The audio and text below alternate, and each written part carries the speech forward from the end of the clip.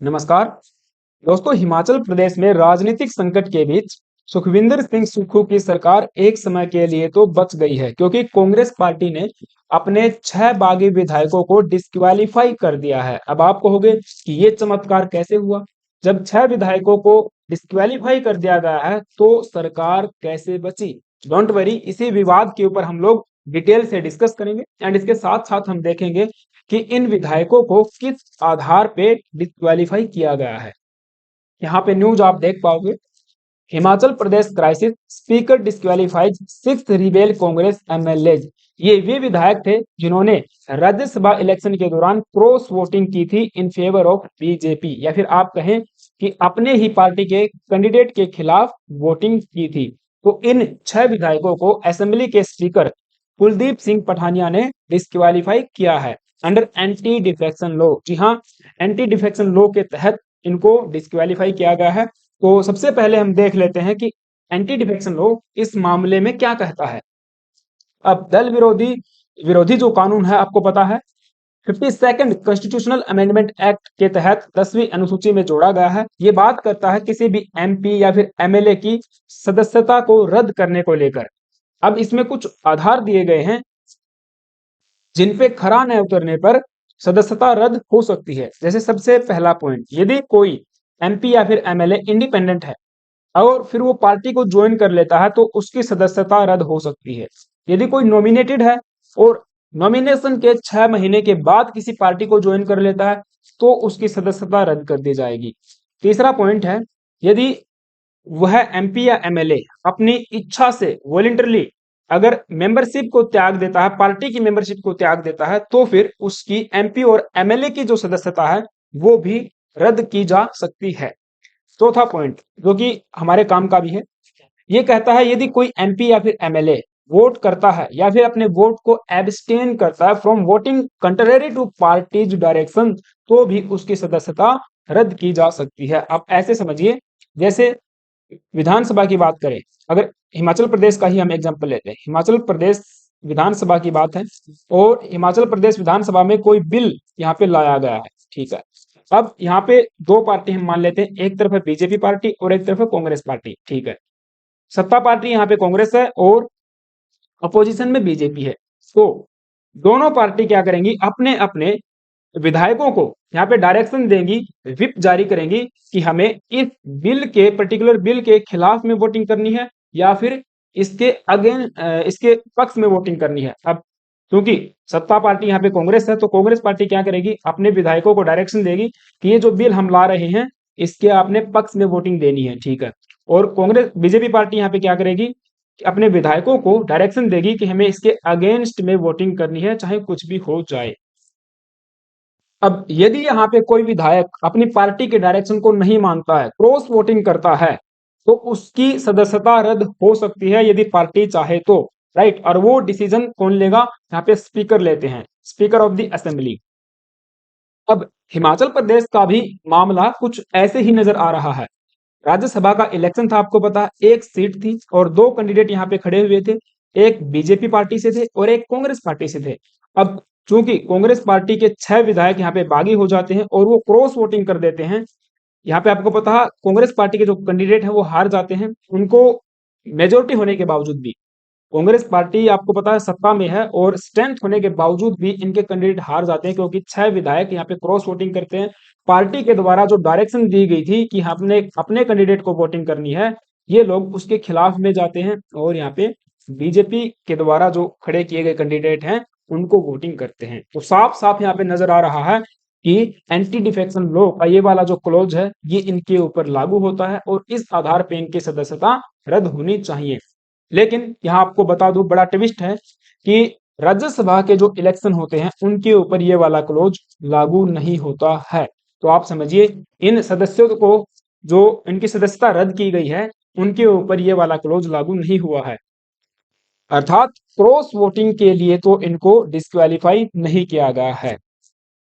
अब आप कहोगे कि थोड़ी देर पहले आपने कहा था कि इनको एंटी डिफेक्शन लॉ के तहत डिस्क्वालीफाई किया गया है, लेकिन अभी कह रहे हो कि ये वाला क्लोज इनके ऊपर लागू नहीं हुआ है। देखिए, एक दूसरा मामला है जिसके बारे में हम आगे डिस्कस करेंगे। फिलहाल के लिए आप ये समझिए कि कानून तो ये था, लेकिन राज्यसभा के जो इलेक्शन होते हैं ना, उनके ऊपर ये वाला कानून लागू नहीं होता है। ये जो विधायक होते हैं, जो एमपी या फिर एमएलए होते हैं, ये उनकी स्वेच्छा होती है कि वो किस कैंडिडेट को वोट करेंगे। ठीक है, और ये मामला आया कहां से था? ये बात जो हम कह रहे हैं कि ये स्वेच्छा होती है विधायकों की, तो ये सुप्रीम कोर्ट का एक वर्डिक्ट है, एक बहुत बड़ा लैंडमार्क जजमेंट है 2006 का। तो ये केस था Kuldip Nayar versus Union of India. अब इसमें दो बड़ी महत्वपूर्ण चीजें होती हैं। सबसे पहला पॉइंट और दूसरा पॉइंट। पहला पॉइंट ये है कि सुप्रीम कोर्ट ने अपहेल्ड किया था the system of open ballets for Rajya Sabha election.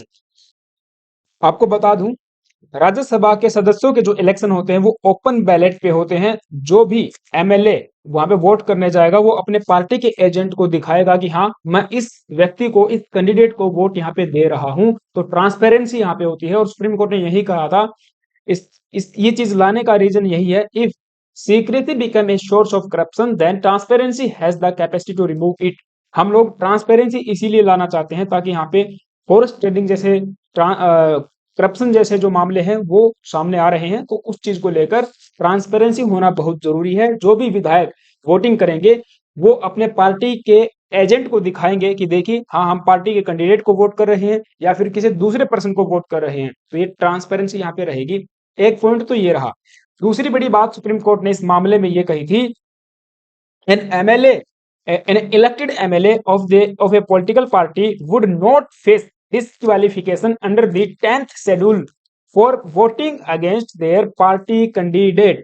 मामला समझ में आया? सुप्रीम कोर्ट ने इस पर्टिकुलर केस में जजमेंट के दौरान ये कहा, यदि कोई कैंडिडेट अपनी पार्टी के खिलाफ जाके वोट करता है राज्यसभा के इलेक्शन में, तो उसको डिस्क्वालीफाई नहीं किया जाएगा। Under the 10th schedule means anti defection law के तहत उसको डिस्क्वालीफाई नहीं किया जाएगा। क्यों नहीं किया जाए? क्योंकि सुप्रीम कोर्ट ने कहा, देखिए, राज्यसभा के जो इलेक्शन होते हैं are not treated as a proceedings within the legislative assembly. Rajya Sabha के जो इलेक्शन हैं वे विधानसभा की प्रोसीडिंग्स के समान नहीं हैं। वे इलेक्शन कमीशन कंडक्ट करवाता है, और वे आउटसाइड होते हैं हाउस के। देखिए, सुप्रीम कोर्ट ने ये चीज क्लियर की कि डिस्क्वालिफिकेशन की जो बात आप एंटी डिफेक्शन लॉ के तहत कर रहे हो कि पार्टी के डायरेक्शन को नहीं मानने पे आपको डिस्क्वालीफाई कर दिया जाएगा, वो बात केवल और केवल विद इन द हाउस लागू होगी। अगर हाउस के अंदर आपने पार्टी की बात को नहीं माना, हाउस के अंदर आपने अगेंस्ट में वोटिंग की है, तो जाके आपकी सदस्यता पार्टी रद्द करवा सकती है। लेकिन राज्यसभा के इलेक्शन आउटसाइड दी हाउस होते हैं और वे प्रोसीडिंग्स के समान नहीं होते हैं। इसीलिए ये वाला जो क्लोज है एंटी डिफेक्शन लॉ का, जो मैंने आपको पीछे बताया, वो इस इलेक्शन पे लागू नहीं होता है, और इस आधार पे किसी भी सदस्य को डिस्क्वालीफाई नहीं माना जाएगा। और इलेक्शन कमीशन ने भी इसी जजमेंट को रिफर करते हुए 2017 में क्लैरिफिकेशन दिया था। It specified that the provisions of the 10th schedule with respect to voting against the instruction of the party, party के इंस्ट्रक्शन के खिलाफ में आपने वोटिंग दी है, will not be applicable for Rajya Sabha election. तो ये लागू नहीं होगा राज्यसभा के इलेक्शन के मींस खिलाफ। और इलेक्शन कमीशन ने भी डायरेक्ट किया, political parties can not issue any whip to their members for Rajya Sabha election. Rajya Sabha के इलेक्शन में जो कैंडिडेट हैं उनको व्हिप आप जारी करने नहीं कर सकते हो, उनको आप डायरेक्शन नहीं दे सकते हो कि इस पर्टिकुलर व्यक्ति को आपने वोट देना है, राइट? वो उनका खुद का अधिकार है। जो एमएलए हमारे हैं, वो उनका राइट टू वोट है, वो अपनी इच्छा से जिसको वोट देना चाहेंगे दे सकते हैं। ऐसा इलेक्शन कमीशन ने भी क्लियर किया हुआ है। The voting is not inside the house but is conducted by the election commission of India. I hope कि आपको ये बात अब तक यहाँ की समझ में आई होगी कि मामला क्या हुआ था और कैसे चीजें चल रही हैं। फिर इन सदस्यों को डिस्क्वालीफाई तो किया गया है, तो किस आधार पे किया गया है? इसका ग्राउंड देखिए दूसरा है, द ग्राउंड फॉर डिस्क्वालिफिकेशन।